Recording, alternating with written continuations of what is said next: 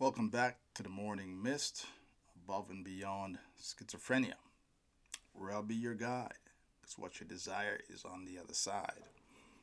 And it's where we're coming from, it's where we are, it's where we're going, above and beyond.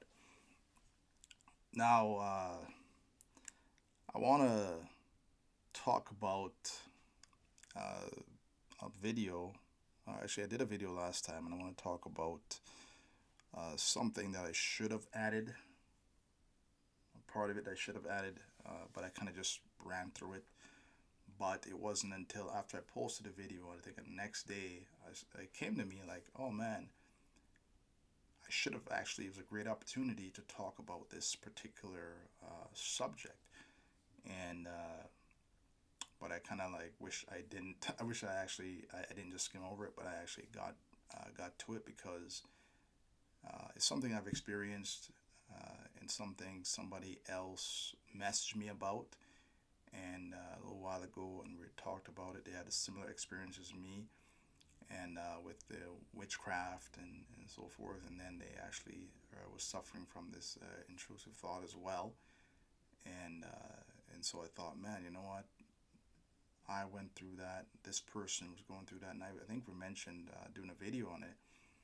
But I thought other people probably are struggling as well. In fact, I'm sure other people are struggling as well or have struggled, and so I thought it would be a good idea to include that, even if it meant doing it afterwards. So, you know, I also wanted to maybe touch on something uh, last month because it was that particular month. But I'm gonna just talk about it real quickly right here, and it's gonna lead into this topic that I want to get into. But within I'm a Jamaican. I was born in Jamaica, and within, with us and maybe other black people as well, and it's probably in other cultures as well and communities. But one of the things that we don't like to talk about is mental illness. That's one of the things we don't like to have attached to us or our family. I'm sure nobody wants it attached to them or anything like that, or a family. It's not necessarily not like it, but it's more unwilling to have that attached to their family and so forth. So we tend to want to keep these things hidden, uh, you know, out of sight, out of mind. The house is on fire, but everything is okay. Um, there's a certain shame, I think, that comes with that. And you don't see a lot of black mental health YouTubers, right? I mean, schizophrenia or what the heck it is. You don't see a lot. And it's not like I feel there needs to be a lot. I think people do whatever the heck they want. So if you don't want to, don't do it. Don't do it just because you're black or whatever the heck it is. I'm not talking about something like that, but it's one of those things where people don't want to really put themselves out there and be seen as that because, like I said, the shame, the stigma within the community, that kind of people just want to pretend it's not there. Um, there's also certain lifestyle that I know, particularly with Jamaicans, we don't promote. You know, it's just culturally there's certain things that we don't really like to accept and we don't like to see amongst us, and I was caught up in that as well when I was younger, but having gone through schizophrenia and what I call is a really a darkness, and having gone through that darkness and coming through to recovery, you have to really go through a darkness that is beyond darkness itself, right? And beyond that is where I found the light, you know. So the ultimate darkness is the place of hopelessness and despair, where there's no reason to live, to go on. It's the it's the ultimate depth. It's the ultimate darkness, and having had to shed a lot of things to come through that. You know, when you're living with repetitive, intrusive thoughts, you feel you have this thought broadcasting. Everyone's against you. The whole world is in your head. You walk around, you're naked. You know, there's a lot of embarrassment, a lot of shame, a lot of things you feel because there's nothing private in your mind. You're constantly mocked, laughed at, and to come through all that with your head held high, you have to really let go a lot of things. And for me to find myself, I had to realize that, you know, being ashamed of certain things is just foolish. You know what I mean? I believe it was the Apostle Paul. Somebody correct me if I'm wrong on that, but I forgot. But I know it was in the Bible. Somebody says, when I was a child, I thought as a child, I spoke as a child, but when I became a man, I put away childish things. And that's kind of what I feel needs to be done when we want to talk about these things within our families, within the communities, within societies, culture, whatever the heck it is, man. We have to really look at this stuff as if it's grown up stuff. It's not kid stuff. So we can't really sit there talking about we're ashamed. You know, when our family members suffering, when somebody are suffering from certain type of thoughts and they want to talk about it, but they fear how they're going to be received by the family within the community and so forth. So it's just really unfortunate that sometimes we hold these kind of just awful opinions and thoughts when people are struggling for help, and yet the people who they're supposed to feel like they can reach out to, they fear being rejected. That's a hard thing to deal with. You know, fortunately, my family wasn't really like that. Whatever, if my mom felt any kind of shame, any kind of this or that, then she shook that off real quick and she put my well-being ahead of whatever image she felt needed to protect. And a lot of it is just image. We care more about our own image than we actually do about the health and well-being of our family and the people among us. So I think that definitely needs to be something that has to be challenged, because if we don't, we're just going to keep repeating the same mistakes that have been done before us and that have been done to us, and then our kids are going to grow up and repeat the same mistakes, and the same troubles are going to persist among us, and we're the ones to blame because we're in a position to change that cycle, to change that narrative, and we do not. We just end up just act according to the program because culture is more important than actually doing what's right and what's beneficial. And to me, that's that's just horrible.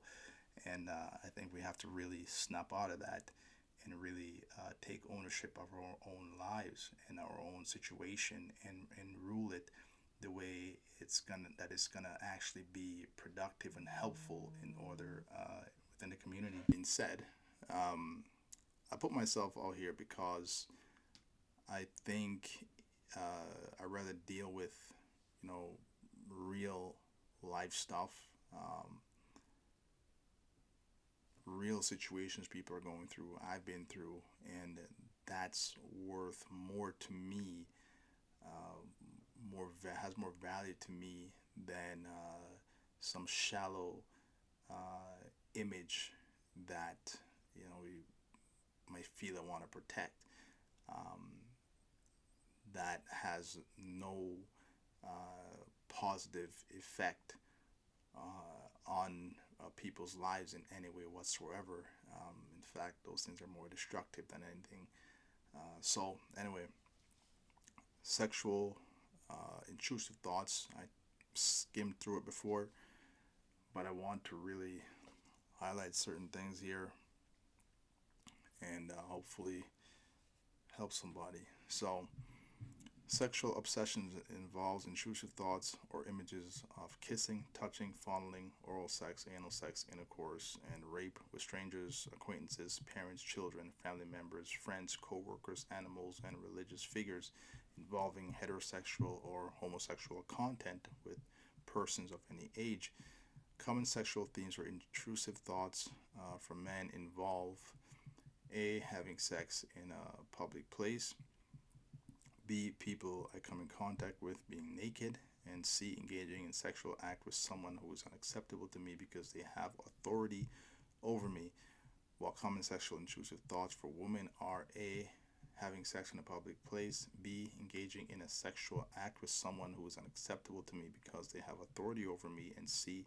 Being sexually victimized. Like other unwanted intrusive thoughts or images, most people have some inappropriate sexual thoughts at times. So uh, these types of intrusive thoughts are common to most people as one time or another, certain times. But people with OCD may attach significance to the unwanted sexual thoughts, generating anxiety and distress. And again, I was never diagnosed with OCD. To me, this was always part of the schizophrenia thing that I was experiencing. I never told the doctors I was experiencing intrusive thoughts. I always just felt that they were pretending to give a crap. They're out to get me. They were really trying to kill me, stuff like that. So I never really got a diagnosis or anything like that. But again, the most important thing is recovery, not having a diagnosis. And don't get me wrong. It's not saying diagnosis isn't important and whatnot to treatment, but more than the diagnosis, it's getting through it. You can get through these things without having a official diagnosis, right? Sometimes people get caught up on diagnosis, every little feature of what they experience, and that becomes the thing that they hold up. What you want to focus on is recovery. That's the most important thing. Um, okay, the doubt that accompanies OCD leads to uncertainty regarding whether one might act on intrusive thoughts, resulting in self-criticism or loathing. Right. So when this thoughts comes, you start to doubt yourself. Right. You start to doubt whether you want this, whether this is something you're about. You know, One of the more common sexual intrusive thoughts occurs when an obsessive person doubts their sexual identity, as in the case of most sexual obsessions. Sufferers may feel shame and live in isolation, finding it hard to discuss their fears, doubts, and concerns about their sexual identity, right? And that's one of the things, it's weird because, or interesting, I should say, because one of the things that's going on today is this whole identity stuff, and one of the things that intrusive thoughts do is make you question your identity, right? It starts to impose, like for me, this was one homosexual content was what I experienced, right?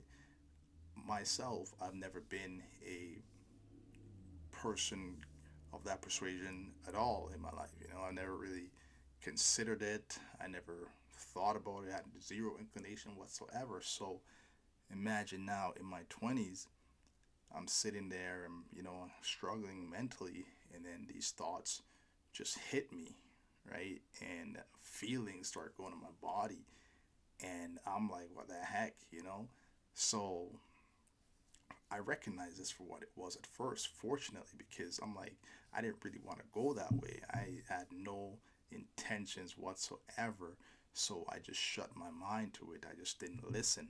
I just kind of kept it at bay and just focused on what's in front of me and other things in my head, and because I knew this wasn't me, right? There was no doubting myself, but once you start doubting yourself, that's where you kind of, it's like answering the door to a knock. You know what I mean? There's a knock at the door. You go, you answer it, and then that thing comes in, and then have its way with you. It's a different struggle then. So, but then if had I entertained it, then I would start to question myself. who am I? Am I this? You, you know, maybe I didn't know it growing up, and then it started giving you, hey, look at this. Remember when this happened?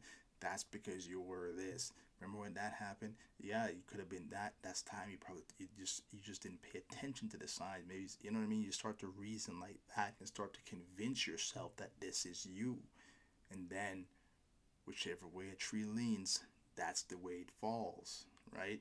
So that's one of the risks of having this thing and entertaining it, being fearful and anxious and letting it cause stress within the mind.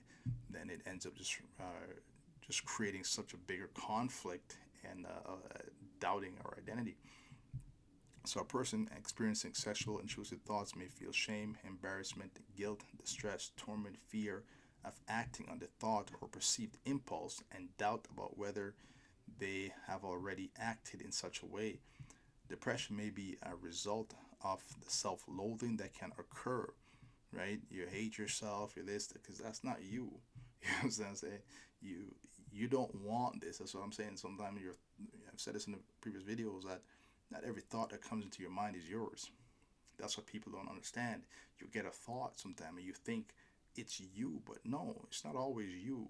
If it's you, why the heck are you so against it? Why is there such a conflict, right? That's because you want to go a certain way, but something else is pulling you in a different way. That's the evidence. Is evidence is not you. You know what I'm saying? You're not going to struggle against something that you want. You're struggling against something that you don't want. Therefore, that thing is not you, right? You want to go the other way, but something's trying to pull you another way, right? So that's the tug of war that's going on inside. So, depending on how much the OCD interferes with daily functioning or causes distress, their concern over these thoughts may cause them to scrutinize their bodies to determine if the thoughts result in feelings or of arousal. However, focusing their attention on any part of the body can result in feelings in that body part. Hence, doing so may decrease confidence and increase fear about acting on the urges, right? So, when you concentrate on certain parts, you're going to get some sensation. And then you're going to say, oh my gosh, I am this thing. You know what I mean? So now you're just going to be just more stressed, right? And more convinced that, oh, I'm this thing, I'm going to do this, I'm whatever the heck it is, right? So part of the treatment of sexual intrusive thoughts involves therapy to help sufferers accept intrusive thoughts and stop trying to reassure themselves by checking their bodies, right? So to me, acceptance just means don't struggle. You know what I mean? Just let it go. That's what I did. I wasn't listening. You want to speak, speak. It's like they tell you to deal with bullies when you're young. You just don't engage with them. You don't entertain bullies. They'll talk, they'll yap, yap, yap, yap. You just keep walking, man. Once you turn around, you start engaging with them. You're in their game now, man. You play. That's what they want. You know what I mean? So you have to really. So that's what it's saying. You don't. You just gotta go the other way, right? Just accept it means just let it go. If it wants to come, let it come. You want to feel whatever. You just don't have to sit there and entertain it, engage with it, and start to doubt yourself. Am I this? Am I that? Reasoning with it. That's not important. So the arousal within the body parts is due to conditioned or physiological response in the brain, which do not respond to the subject of the sexual intrusive thought, but rather to the fact that sexual thought is occurring at all and thus engage in automatic response. So the body and the brain are kind of like disconnect, right? Right. So it's not you're not body isn't responding to the image.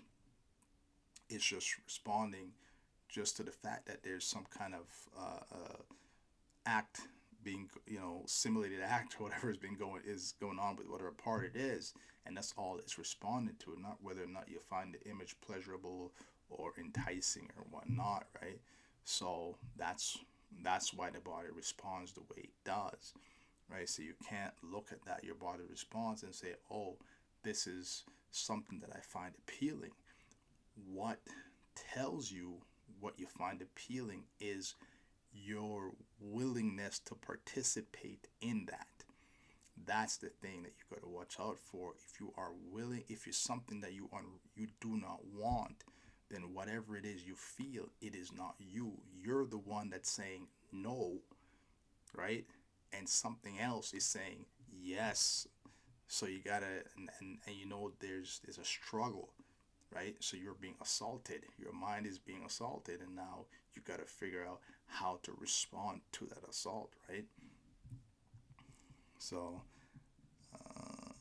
so research indicates that the correlation between what the genitalia regard as sexually relevant and what the brain regards as sexually appealing only correlates 50% of the time in men and 10% of the time in women, right? So it's a disconnect again between the brain and the body. This means that an arousal response does not necessarily indicate that the person desires what they are thinking about. However, rational thinking processes attempt to explain this reaction, and OCD causes people to attribute false meaning to the importance of these physiological reactions in an attempt to make sense of them. So you give yourself, you're trying to find a meaning behind this, why this happening, why, and because you start to you open up that avenue to get a reason, right? If you ask why, then don't be surprised when you get a reason, and the reason may not be what you want to hear, right? And if you believe it in it enough to ask why, then you're gonna believe in it enough to accept whatever reason you were given, and now you're gonna be in a predicament because now you're going to start wondering, is that me? You're going to start wanting to almost accept that this is who you are. And then you're going to start to want to hate yourself. And then you're going to be depressed. And then you're going to want to start avoiding people. And then because, oh, you feel like, you know what I mean? And you don't want to do this stuff. Now you're just, it's like a seed that starts here, right? First it begins as a knock, you know what I mean? Knock, and then you open up, and then there's a seed that drops right here, right? And the more you wrestle with this seed, it you can't win against this thing, right? It's like you're butting heads with this thing. You're fighting like this, you know. And once this thing is stronger than you, you're playing on your enemy's strength right here, right? That's not the way you fight a war, right? It's not the way you fight a battle. You gotta hit your enemy where they're weak. So that's how they're coming at you because it knows where you're weak. And you thinking that you're strong and don't understand the rules of engagement, trying to wrestle this thing, and the anxiety and the doubt, and they try to, oh, that's not me, and I can't believe this, and why am I like this, and what's happening? That's just trying to forcefully battle this thing, right? You do that, it's just gonna be like, come on, man, come on, keep giving it to me, right?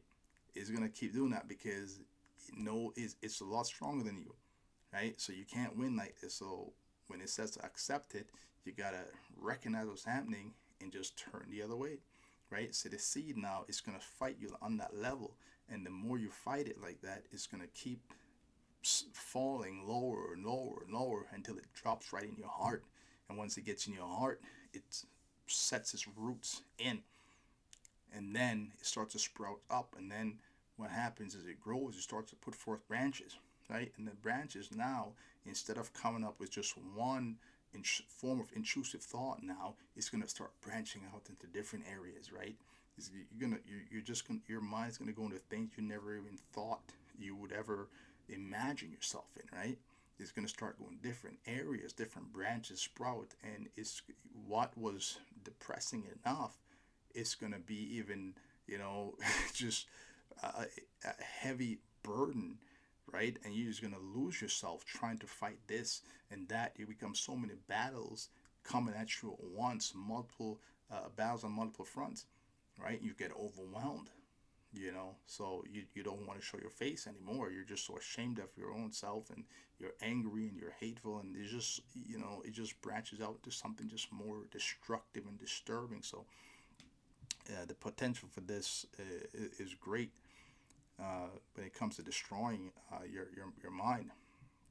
So sufferers can also experience heightened anxiety caused by forbidden images or simply by discussing the matter, which can then also cause physiological arousal, such as sweating, increased heart rate, and some degree of tumescence or lubrication. This is often misinterpreted by the sufferer as an indication of desire or intent, when is in fact not. Right. So just because your body respond, this doesn't mean your mind have to respond the same way, right? The body feeds off the mind feeds off the body.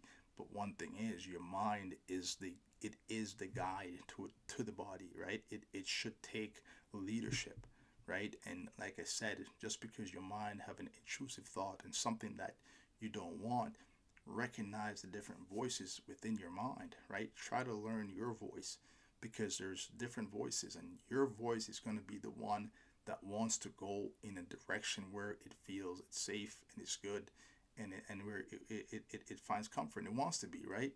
It's a peaceful place. The voice that's not yours is the one that's going to try to burden you with things that are not convenient, the things that are makes you feel shame, makes you feel embarrassed, make you feel guilt. These are the things that's trying to convince you that you're something else. And once you start, you are the one that determines what you're going to bind yourself to, right? What you're going to surrender yourself to. And once you decide that, oh, this thing is right, maybe I am like this, my body's responding, I'm getting these thoughts, my body's responding, maybe I am that. Then guess what happens? You start to become one with this thing. You start to lean towards it, and whichever way a tree leans, that's the way it falls. You will be convinced that you are that thing, and you will very much become whatever it is that you're leaning towards, right? Even if you weren't that way before. And what happens is you might still be resisting a bit, so you might give yourself to it and then be hating yourself for it, right? You'll hate yourself because you don't really want to be there. There's still a part of you that knows this isn't what I want.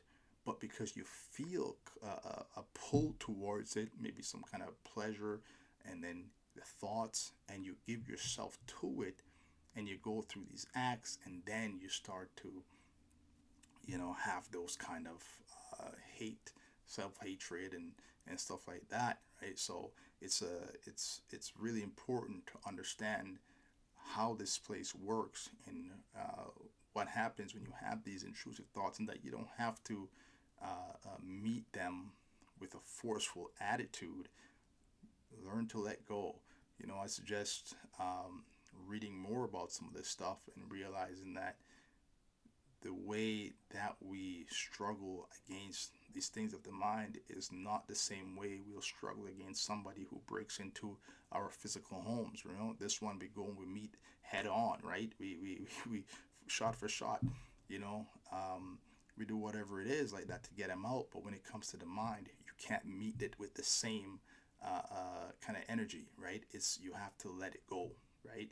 You have to walk away because you're no match for the things that are coming at you at that level. And right, so it's about letting things come. It might hit you, you might feel it, but it'll pass. It'll pass through you. Once you start wrestling with it, I gave this analogy before. Like, it's like a serpent.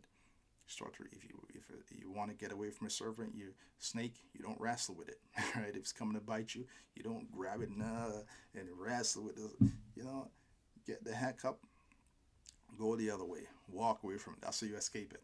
You know what I mean? But it'll try to lure you in, get you into a wrestling match. You can't win those kind of things. You don't have the kind of power to win that, right? So it's understanding the rules of the mind, and a lot of information I read tells you the same way I got through it, and I didn't even know any of this stuff. I didn't read any of this stuff, but I understood the principles of it, and that is to resist by walking away.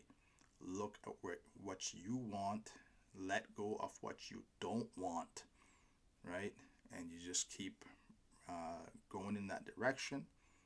Be confident in who you are and who you want to be, and all the other stuff. Let it play, let it sing, whatever the heck it wants. As long as you don't engage with it, you reduce its power. It cannot hurt you without you giving it ammunition. It needs you in order to hurt you.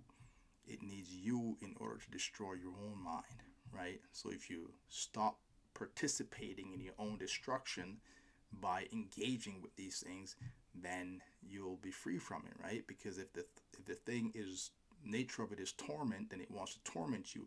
If you are, as long as you're engaging with it, you are being tormented, right? So if you are no longer engaging with it, its power is reduced because, like I said, it needs you to engage in order to get you to win that struggle, right? Because you can't match it. So anyway, it's probably good that I did make this video by itself because it's a lot longer than I wanted it to be again. But this is really a big topic, and there's a lot I could say about this. But I'm gonna end this video here. Hopefully, again, somebody. I know there's people struggling with this, man. Like, this is real stuff. A lot of people, especially these days, a lot of people struggling with these identities. And if you're somebody who is settled in who you are, doing your thing, this isn't for you. This is for people who are struggling and who are not uh, given or settled into these other identities that's trying to pull them towards them. I've been there, and not every one of us is content that some of these things that come into our mind and try to convince us that we're something else, that not every one of us believe that or want to go that direction. Some of us want to go in a direction that we have been going in and that we feel comfortable going in, that we identify with. And so this is for those people who actually want to let these things fall, let them go, and carry on in a life that they themselves choose and want to go in, and so forth. So anyway, until next time, later.